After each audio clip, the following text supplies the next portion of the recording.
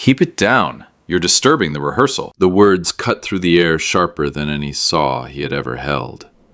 His hand froze mid-swing, the hammer heavy in his grip, the nail jutting awkwardly from the plank.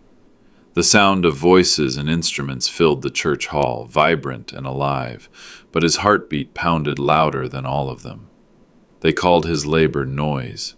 They didn't see that it was the very sound of their future music being built beneath them. He stood there, motionless, for a moment, staring at the stage frame that was still incomplete, the skeleton of something greater than himself. He had worked through nights when no one watched, bent his back under beams, lifted more weight than his years should have allowed. Each bruise and blister was a silent offering, a sacrifice so that others could stand tall in the light of applause. Yet here he was, scolded like a child, dismissed as though his presence was an inconvenience, not the foundation of their performance. Memories crawled up uninvited, bitter and fresh. His daughter's voice at a holiday dinner. "Dad, please don't start with your stories again. The children are bored." His son's impatient glance that said more than words. "You have nothing left to teach us." He had learned to stay quiet, to sit in corners and let others speak as though his years of toil had carved out nothing worth hearing. And now, in this hall where every board was held together by his sweat, they dared to silence him again. The hammer shook in his hand, not from weakness but from the storm building inside. He wanted to shout.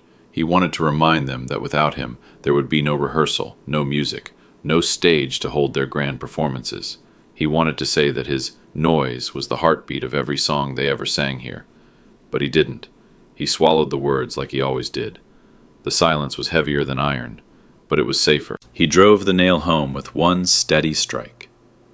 The sound echoed through the hall, louder than the choir that was rehearsing, louder than the organ keys, louder than the director's baton. For a fleeting second, all heads turned toward him. Some rolled their eyes, some smiled politely, thinly, and returned to their parts. To them, he was not a man, but a tool, like the hammer itself. Useful, replaceable, not to be heard. He looked at his reflection in the stained glass window by the aisle. A tired face stared back, lined with years of work and sacrifice. His shoulders stooped, but not from defeat, from carrying too much for too long. His eyes dimmed, but deep in them still burned a light, the memory of the boy who once had a voice in the choir, before he chose the labor that would outlast his song. He whispered to himself, unheard, "Maybe one day they will realize the truth. Maybe one day the noise will become music." Then, without waiting for anyone's permission, he lifted the hammer again. The boards needed to be finished. The stage needed to stand. And though no one applauded him, though no one even listened, he knew that silence could not bury what was already rising. A structure stronger than their dismissal, a legacy hidden in wood and nails, waiting for its moment to speak louder than their careless words. Friends, let me pause here for just a moment. Tell me in the comments, where are you listening from? Has anything like this ever happened in your own life, when your efforts were overlooked or silenced? Don't forget to subscribe and share this video. By doing that, you help us grow this channel and bring more stories like this to light. And now, let's continue. The whispers started softly, like drafts sneaking through the cracks of the old church hall. At first he thought he imagined them, half-muttered words buried beneath the swell of the organ and the rise of young voices rehearsing. But then they grew sharper, clearer, carrying the sting of dismissal. "He's just the worker," the phrase coiled in his ears, wrapping tighter than any rope. The sound of their laughter sliced through the dust-filled air, finer and crueler than the shavings of wood curling at his feet. They didn't know he could hear, or maybe they didn't care. To them, he was part of the background, a shadow bent over planks, a hammer echoing against nails, a man who would never belong in the spotlight they were chasing. He kept his head down, but his heart clenched with every chuckle, every smirk he caught from the corner of his eye. They looked at him like an old relic, useful when needed, silent when not. Each nail he drove seemed to pound deeper into the hollow space their rejection had carved inside of him.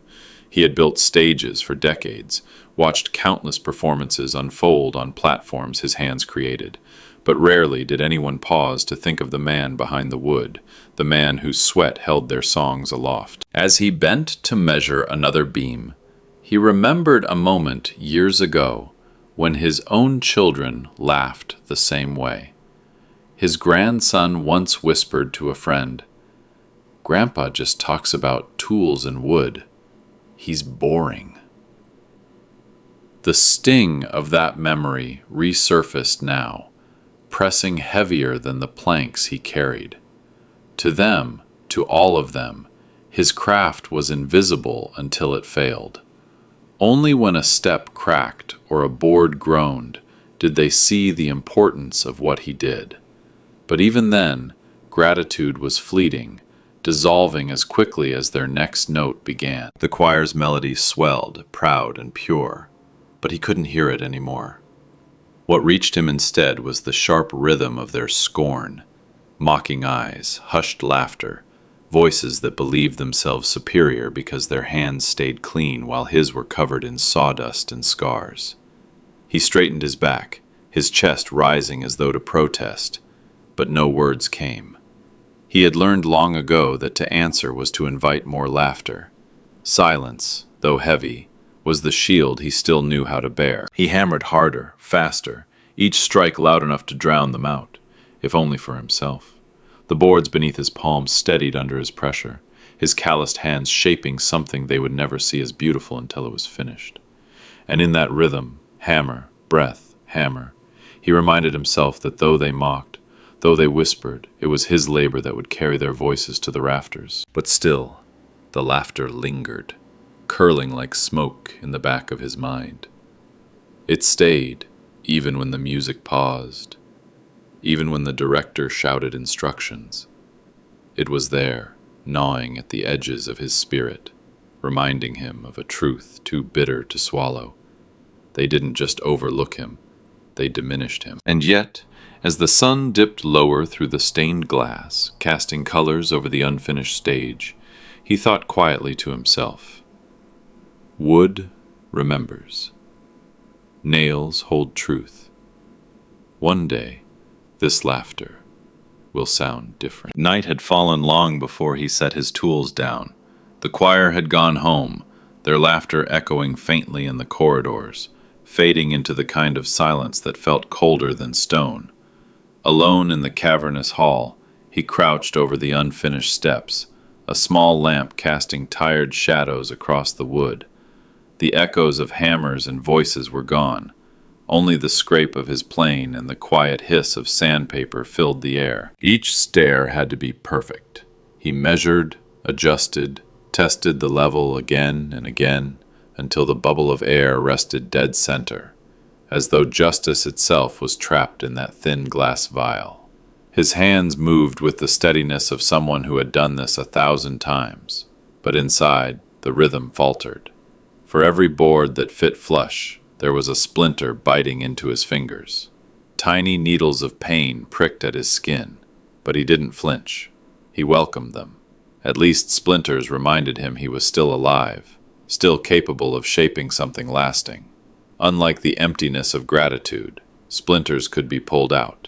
Silence could not. He thought of all the nights before this one, spent in other halls, other churches, other community centers, where people rehearsed, celebrated, and sang without noticing the man hunched beneath the stage. He remembered the way audiences cheered for the performers, how applause thundered and filled every corner of the room, yet not a single hand clapped for the worker who made sure the boards didn't collapse beneath their joy. He had never asked for recognition, not really, but the absence of even a nod weighed more heavily now. Age had a way of sharpening wounds time once dulled. His breath was steady, but his chest ached with the heaviness of invisibility.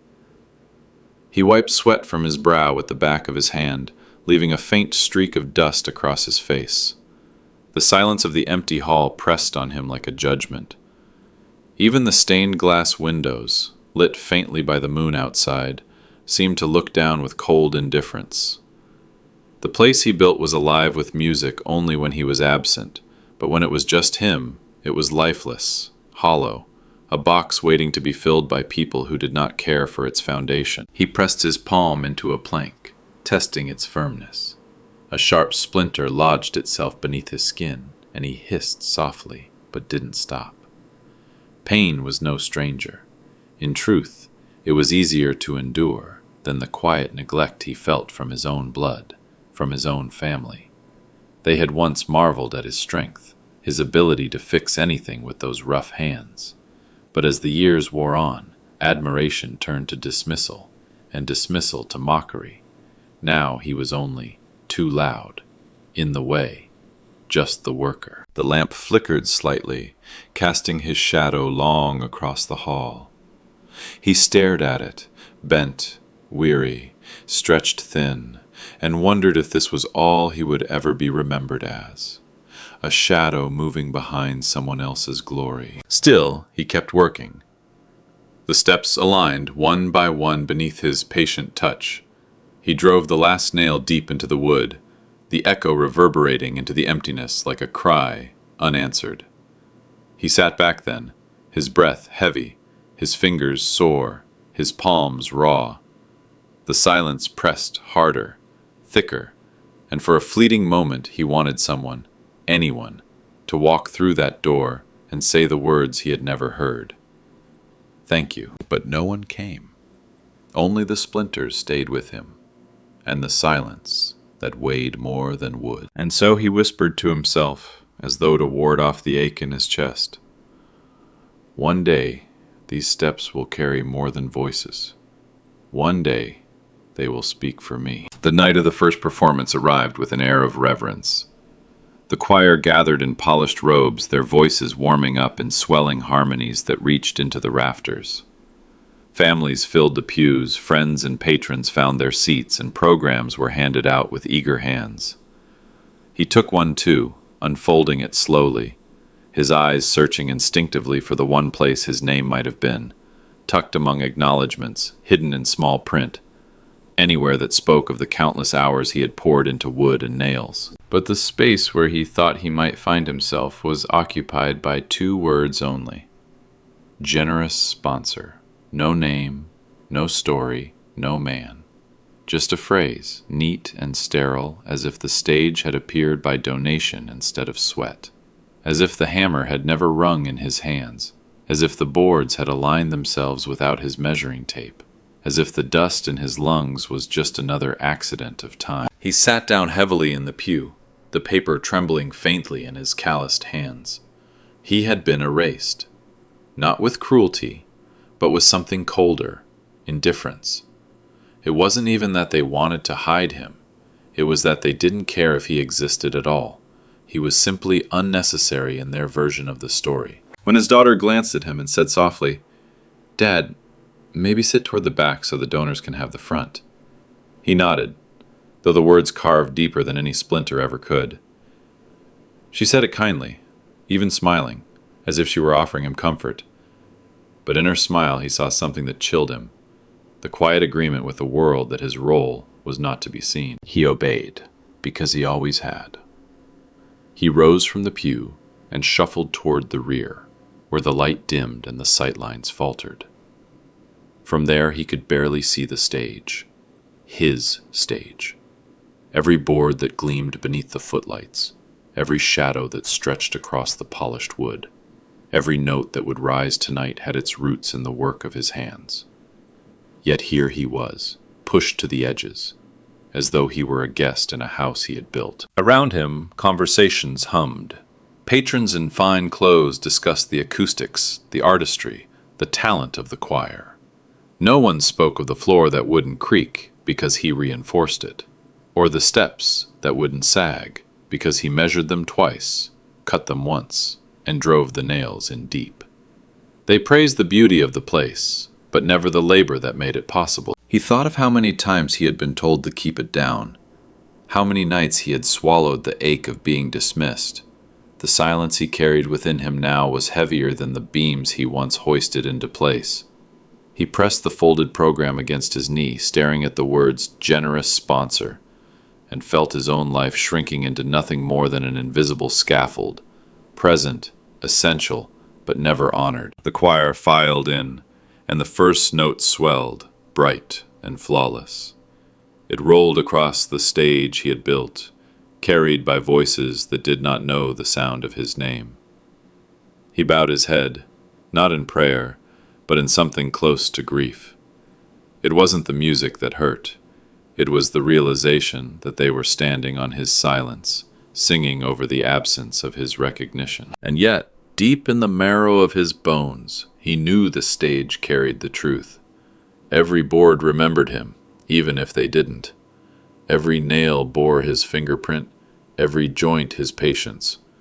Though the program had erased him, the wood had not.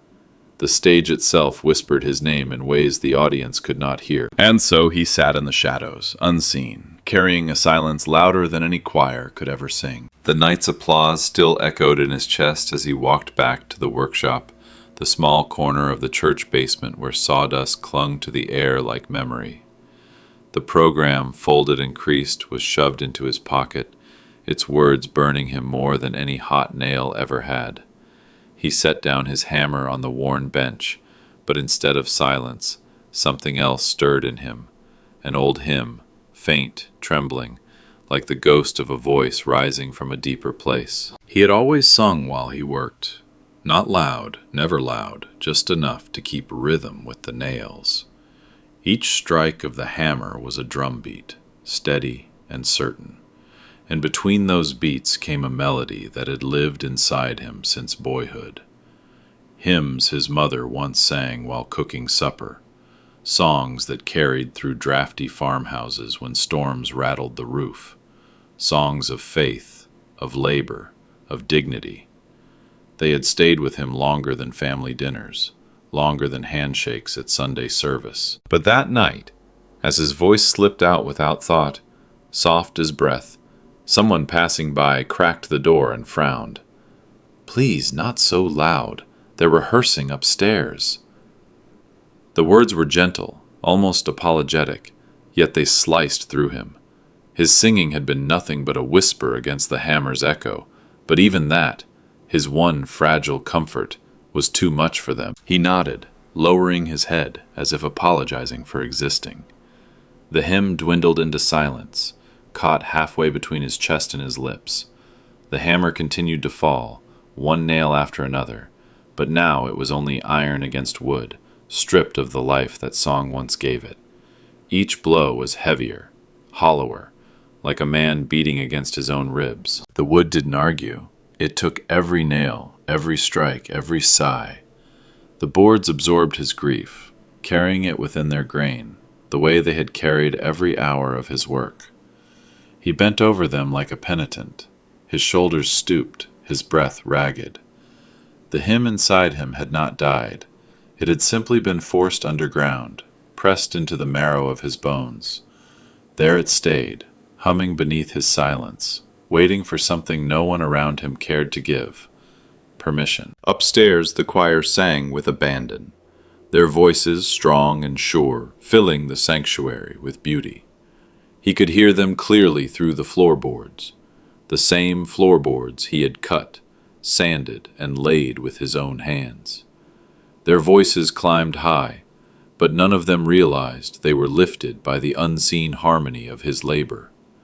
None of them thought of the nails that held them steady, the man whose quiet song had always lived beneath the hammer. As he worked, he felt the truth pressing against his chest, aching to be sung. He wanted to remind them that even hymns begin in silence. Even music needs wood to resonate. Even beauty stands on something it did not build. But the words stuck in his throat.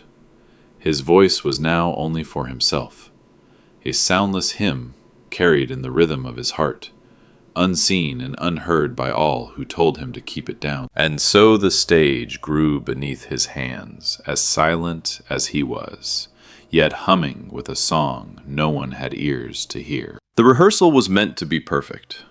Rows of voices swelled and sank, the organ thundered, the choir director waved his hands with a kind of sacred urgency. The sanctuary glowed with the golden hush of late afternoon, and all eyes were on the singers, not on the man in the shadows. He stood to the side, wiping sweat from his brow, watching the floor he had built hold their weight like a silent guardian. But then it happened. A vibration first, subtle as a breath, then a shiver in the wood. The platform trembled under the shifting feet of the children's section, and before anyone noticed, one corner slipped loose, a gap forming where a joint hadn't settled right. The sopranos kept singing, their young voices soaring without knowing the danger beneath them. One girl, no older than 10, stepped too far, her foot slipping into the gap. Her balance tilted, arms flailing. Gasps scattered through the choir, but too late. She was falling. He moved without thought. His hands, scarred and calloused from years of hammering, shot forward like the very nails he had driven into the boards. In one motion, he caught the edge of the platform, steadied the joint, and with his other arm cradled the girl before her small body could strike the floor. The choir faltered, a note breaking into silence as he lowered her back to safety. She blinked up at him, eyes wide, her song caught in her throat. And then came the moment he would never forget. Not applause, not relief, not even a pause to breathe. The director's baton snapped the air. "Continue," he ordered, as if nothing had happened. The choir obeyed, voices rising again, sweeping past him like a tide that didn't see the hand holding the shore together. The girl returned to her row, trembling but silent, too young to protest. He adjusted the beam, tightened it with his weight, made sure no one else would stumble, and then he stepped back into the shadows, unseen again, except for the ache now pounding in his chest. It wasn't anger, at least not yet. It was a loneliness sharper than any mockery, deeper than the laughter that had once followed him home. He had given them safety, but to them it was just an interruption. A brief flaw in the music that needed smoothing over. His hands had saved her, but his name remained absent, erased, dismissed. He sat down at the edge of the stage, letting the choir's song wash over him. Their voices were beautiful, yes, but all he could hear was the silence around his act, the silence louder than any hymn. And in that silence he understood something bitter. To them, his catch was not a miracle, not even a moment. It was background noise, like the hum of lights or the creak of pews, something useful, something disposable. His fingers trembled as he rubbed the splinter buried in his palm, the only evidence of what had just happened. The girl's wide eyes would fade into the sea of faces.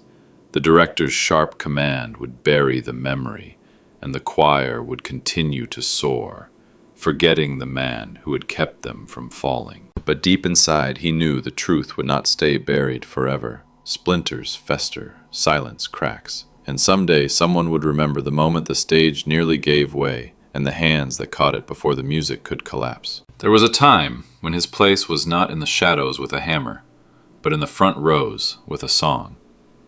Years ago, before the aches in his back, before the calluses on his hands became his identity, his voice had been strong enough to carry through the rafters of the same church that now forgot him.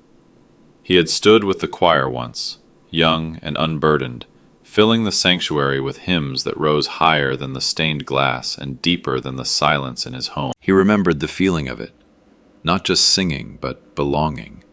Each note was a step into something sacred, something that tied him to the people beside him. The congregation would smile when his voice lifted above the rest, not as a boast, but as a gift. There was pride in those moments, though he never called it pride. To him it was simply being part of a harmony larger than himself. But then life pulled him away. Work shifted from part-time to endless. His hands that once held sheet music now gripped planks and steel. Rehearsals were replaced with late nights repairing roofs, early mornings hauling wood, and weekends spent mending what others had broken. He promised himself he'd return someday, that the songs would wait, but days turned into years. His voice, once steady, grew rough with dust and silence. When the choir looked for volunteers again, his name was absent. No one asked, he didn't offer. And so the man who had once been part of the music became the man who built its stage. He traded melodies for measurements, verses for varnish, harmony for hidden labor. It was easier, perhaps, to bury his own voice beneath wood and nails than to admit that he missed it, that he longed for it. Now, as he tightened bolts in the half-empty church after another rehearsal, the memory came back like an ache in his chest. He hummed under his breath, soft, almost a whisper, the same hymns he once sang in full. His voice cracked, but the tune was still there, fragile, yet alive. No one heard, or maybe that was a mercy, for the world had already decided who he was, the man in the background, the one who fixed what they stood on but never what they heard. He looked up at the choir loft, at the empty seats where he had once stood. The silence mocked him more than the whispers ever did. He wondered if any of them remembered that he had sung there once, that his voice had blended with theirs before his name was erased. Probably not. To them he was only the man with tools, never the man with a song. And yet, hidden in his memory, that voice was not gone. It lived inside him, like an ember buried under ash. No one could see it, no one cared to know, but it was there still, waiting. One day, perhaps, it might be heard again, not in the way he once dreamed, but in a way no one could ever silence. The words cut sharper than any chisel. The conductor didn't even look at him, just waved a hand, as if swatting away an annoyance. "Too much noise," he said, cold and clipped, his attention fixed on the choir. Laughter hushed, whispers died, and the echo of that reprimand hung heavier than the rafters overhead. For a moment, no one breathed. It was as if the hammer in his hand had struck not wood, but his own heart. He stood frozen, gripping the handle until his knuckles whitened, forcing back the tremor in his fingers. Around him, eyes darted and then quickly turned away, as though shame was contagious and no one wanted to catch it. The singers looked down at their scores, pretending not to hear. His own family sat near the front pews, still as statues. They didn't speak, didn't defend him, didn't even glance his way. That silence was worse than the conductor's words. Inside, something cracked. It wasn't rage. He was too tired for rage. It was the steady erosion of years, the kind of slow breaking that begins with neglect and ends with humiliation. He had given his strength to this building, his days and nights to the wood that kept their voices aloft, and all they saw was a man too noisy, too ordinary, too unworthy of acknowledgement. He remembered when his children were small, when they would tug at his sleeve and marvel at how he could build a treehouse or mend a broken chair, or carve shapes into wood with nothing but patience and his bare hands. Back then, his work was magic. Now it was background noise, something to be shushed, dismissed, silenced. As the choir resumed, their voices soared, pure, angelic, untouchable. But to him, each note felt like a nail driven into the coffin of his dignity. He wasn't part of their music, only the unwanted hum beneath it. The conductor's glare, the turning heads, the shallow smirks, every detail branded itself into him like fire. He lowered his hammer slowly, carefully, as though surrendering a weapon. Yet the true battle was raging inside him. The war between silence and dignity, between shrinking further into invisibility or daring to be seen, to be heard. The hall filled again with sound, but he no longer heard music, only the echo of those words. Too much noise, circling in his mind, pressing against his chest until even breathing hurt. He stayed there in the shadows, but his patience, his quiet endurance, had been wounded, and wounds, left untended, do not stay hidden for long. She was only a girl, young enough to still believe that questions mattered more than silence. During rehearsal, as the choir filed past the stage he had built, her eyes wandered, Not to the music sheets, not to the conductor, but to his hands. They were rough, scarred, marked with years of labor. Splinters had carved tiny maps across his skin, blisters had thickened into calluses, and each finger seemed to carry the memory of every nail driven, every board lifted, every burden carried without applause. She tugged gently at the sleeve of the church caretaker, whispering, "Who is he?" Her voice was quiet, yet it carried in the stillness of that hallway more than the soaring hymns ever had. The old man, who had watched the years pass through these same stone walls, leaned close and answered, "That's the one who holds us together, board by board. Without him, there would be no stage for their songs." The girl's eyes widened. To her, he wasn't just another shadow with tools. He was the unseen foundation, the reason the music could even rise at all. And as whispers do, her question did not stay hers alone. It traveled from her lips to another and then another, echoing down corridors, weaving through pews and dressing rooms, quiet at first, almost embarrassed, like a truth that had been overlooked for too long. But slowly it grew. It's him. He built this. He saved her from falling. He's the reason this choir even has a place to sing. By the time the choir was dismissed, the rumor had turned into something heavier. Recognition. Not shouted, not yet sung, but planted like a seed in the silence they had given him for years. And for the first time in a long time, when someone's eyes met his, there was not dismissal, not impatience, not mockery. There was awe. He didn't hear all of it, not yet, but he felt it in the way the air shifted around him, the way footsteps lingered closer than before, the way silence seemed to bend toward him rather than away. A single question from a child had shaken the walls of indifference, and though no one said it aloud in his presence, the truth was now loose, carried on whispers stronger than hymns. It was his hands that carried them all, one plank, one nail, one sacrifice at a time. It began not with applause, nor with some grand declaration, but with hesitation. Behind the heavy oak doors of the committee room, voices clashed in whispers sharp enough to cut paper. The choir administrator sat hunched over the program draft, the typewritten names of donors, performers, and directors neatly arranged in straight lines. His pen hovered, hesitated, retreated.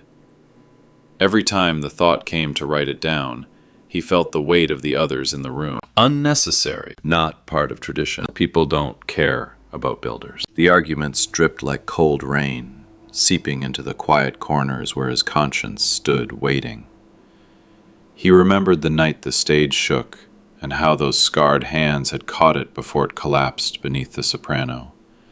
He remembered the silence after the reprimand, the man's bowed head, the whisper that carried through the hallway.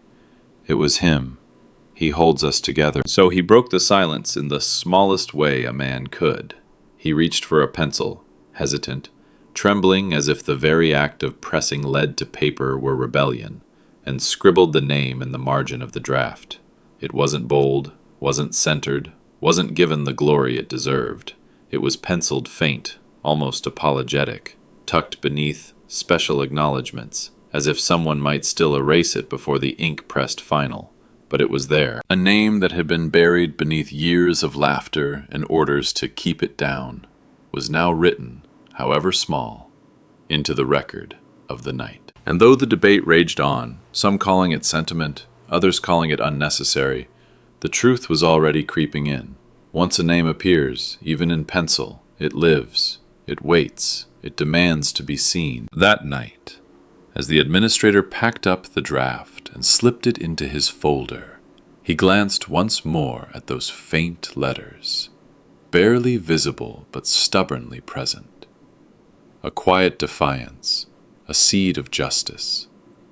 He knew tomorrow someone might erase it, but tonight, in the stillness, it was there. And sometimes a penciled line is the first crack in the wall of silence. The night of the performance came, and with it the kind of air that carries both music and judgment. The hall pulsed with life, every seat filled, every balcony rail lined with leaning arms and expectant eyes. The chandeliers above swayed faintly as though even the light had been called to bear witness. The sound of tuning strings and whispered greetings blended into a restless hum.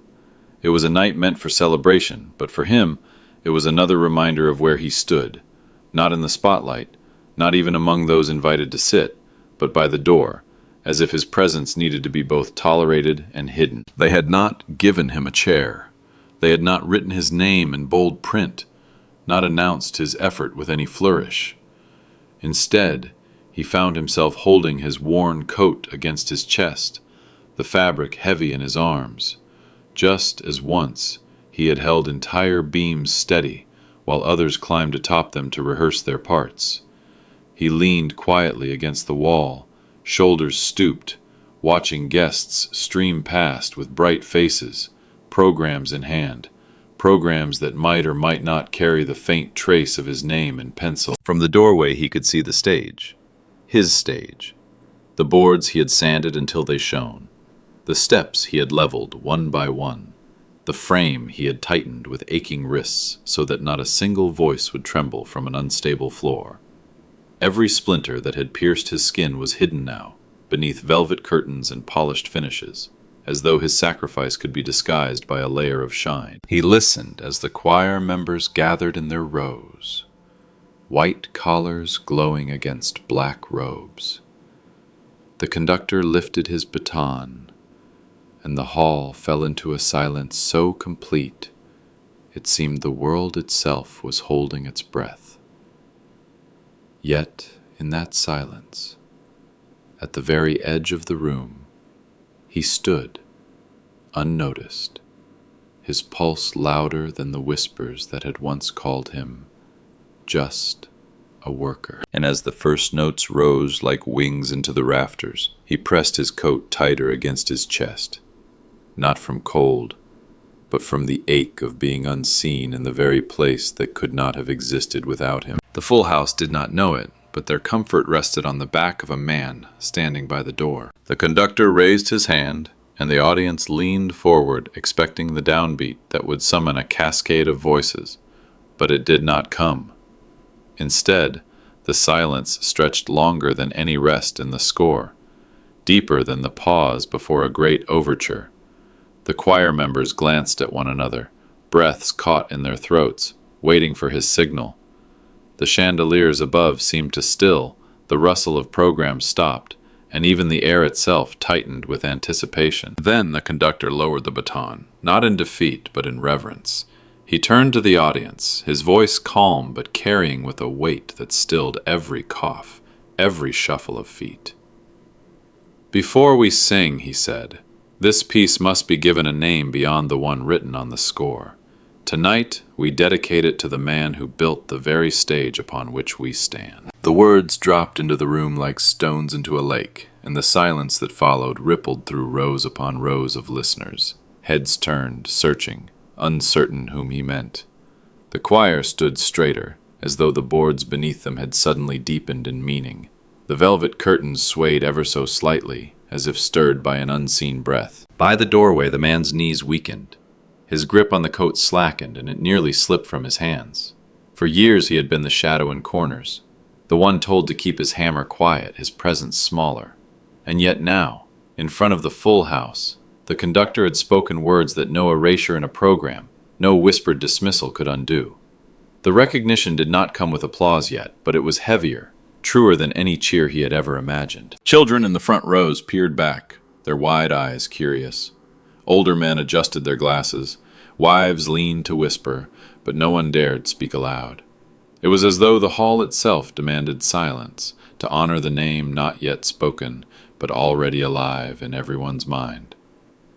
The man standing at the door felt the weight of every beam he had lifted, every nail he had driven, suddenly shift into something else, something lighter, something holy. He did not step forward. He did not wave or bow. He simply stood, breath trembling in his chest, while the truth, finally, undeniably, was carried into the open. And the choir, still waiting, lowered their eyes for a moment, as if acknowledging they stood on ground that was no longer wood and stone, but sacrifice. The baton rose again, but this time the air was already heavy with meaning. The first note did not come as an announcement. It came as a confession. A single, trembling soprano voice pierced the silence, fragile yet steady, like a candle flickering against the dark. Then the others joined, one by one, weaving themselves into a harmony so complete it felt less like music and more like memory being sung aloud. The song filled the hall, but it did not feel like performance. It felt like testimony. Every chord carried the weight of wood cut in silence, of nails driven beneath dim light, of hands blistered but uncomplaining. The sopranos soared with the ache of nights he spent alone, sanding splinters smooth. The tenors rang with the echo of hammer strikes no one had wanted to hear. The altos whispered of boards laid straight, each one an offering. And the basses, deep and unyielding, reminded everyone that foundations hold, even when the world forgets to look down at what carries them. The people listened differently now. They did not simply hear sound, they heard the invisible scaffolding of a life poured into service. Tears began to fall quietly in the rows, not in waves of sobbing, but in the still, reverent way that grief and gratitude sometimes meet. A mother dabbed her eyes as she clutched her child closer. An older man let his hands rest heavy on his lap, remembering the weight of his own years, seeing in those harmonies the reflection of another man's unseen devotion. By the door, the builder stood motionless. He had been told to keep it down so many times, to silence his hammer, his song, his very presence. And yet now, in this hall, it was his labor that had become melody. He didn't need applause to know it. The music was his vindication, the choir his witness, the audience his silent jury. For the first time, the stage did not feel like wood and nails beneath the singers. It felt alive, like a body breathing beneath them, carrying their voices, holding their truth. And in that living structure, everyone in the hall finally understood. The unseen weight of a man's hands had always been the unseen music of his soul. No one said a word. No one dared. The room listened, not just to the choir, but to him, through them. And the silence between the notes was as sacred as the sound. When the last note dissolved into silence, the hall remained still, as if even air itself refused to move until meaning had settled deep into every heart. And in that quiet, something heavier than applause began to fall. The weight of realization. It pressed down not on the rafters, not on the stage, but on the people who had once told him to keep his voice, his hammer, his presence quiet. His family sat in the third row, their posture stiff, their eyes shifting uneasily. They had whispered before, laughed even, rolling their eyes at his noise, at his persistence, at the way he always carried tools as though they were extensions of his very being. But now, when the choir's song had placed his name in the center of every chest in that hall, their smirks dissolved. The sharpness of their mockery turned inward. They could not look at him. They could not look at each other. Eyes dropped to shoes, to folded hands, to programs clutched too tightly, pages crumpling beneath guilty fingers. Every reason they had used to dismiss him now sounded absurd, childish, cruel. He wasn't too loud. He wasn't just a worker. He was the man who made it possible for voices to rise, for songs to soar, for others to be heard. And the truth of that, unveiled in front of strangers, left them exposed. A ripple moved through the audience, soft sobs, whispered prayers, the sound of hands clapping slowly, not in frenzy, but in reverence.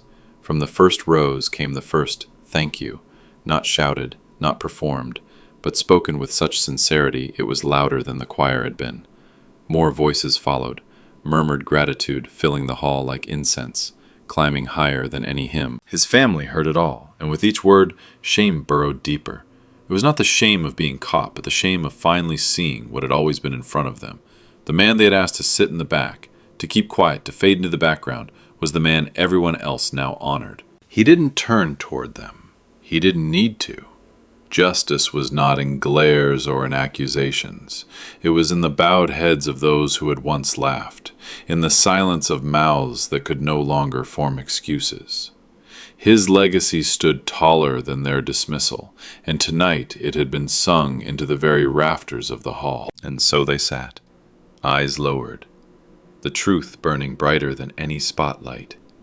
His life, once overlooked, now stood at the center, undeniable and eternal. When the last echoes of applause dissolved into the night, the hall emptied slowly, leaving behind only the smell of old wood, polished brass, and breath warmed into music. He stayed behind, unnoticed as he had always been, slipping not into the spotlight, but into the shadows at the edge of the stage he had built.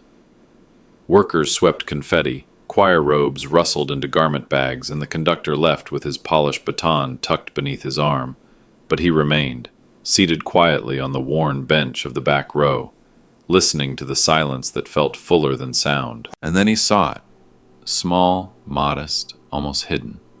A brass plate had been fastened to the edge of the stage, the metal still catching the faint light of the exit signs. It bore his name, not in bold letters, not in marble or stone, but etched with permanence all the same. It was not the size of the inscription that mattered.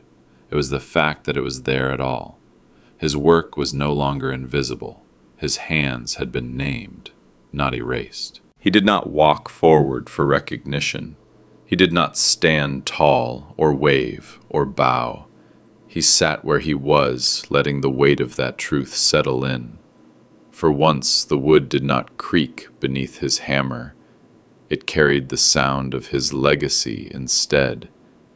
And in the stillness of the empty hall he hummed again, those hymns he used to sing beneath the crack of nails, the songs he had once been told to silence.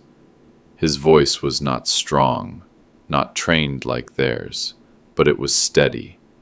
Every note rose into the rafters like a whisper too patient to die. It wasn't thunder that brought justice, not the crash of an ovation, not the sting of a confrontation.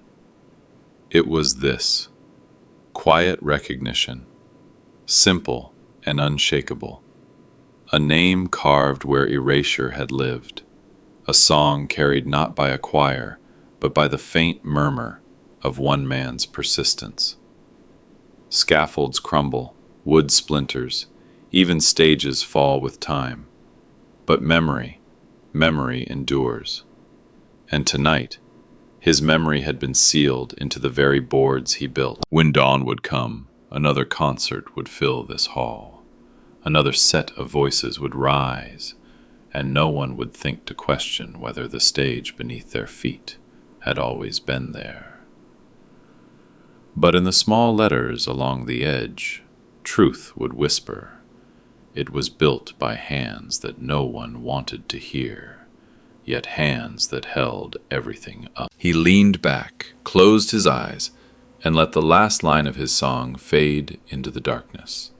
The choir had gone, the audience had scattered, but the stage remembered, and as long as it remembered, he was never truly silenced. Justice had arrived, not in applause, but in remembrance, and remembrance was enough to keep his song alive long after the hall grew quiet again.